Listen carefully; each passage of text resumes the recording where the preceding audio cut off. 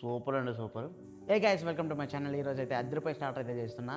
Starter name వచ్చేసి Apollo chicken. చేద్దామా? సరే మరి. చికెన్ బ్రష్ని తీసుకోవాలి, ఇలా కట్ చేసుకోండి స్ట్రిప్స్ లాగా.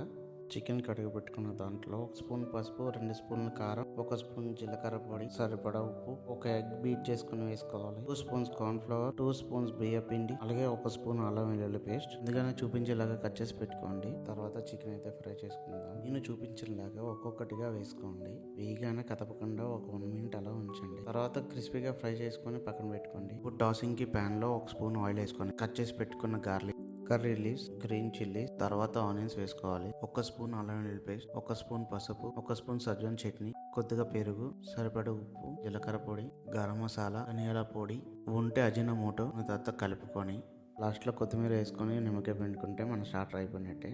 చూడండి ఎంత బాగా వచ్చిందో. ఇప్పుడైతే ట్రై చేసి చెప్తా. నిమ్మకాయ పిండుకొని ఆనియన్ పెట్టుకొని ఆ ముక్క అలా నోట్లో పెట్టుకుంటే సూపర్ అండి సూపర్.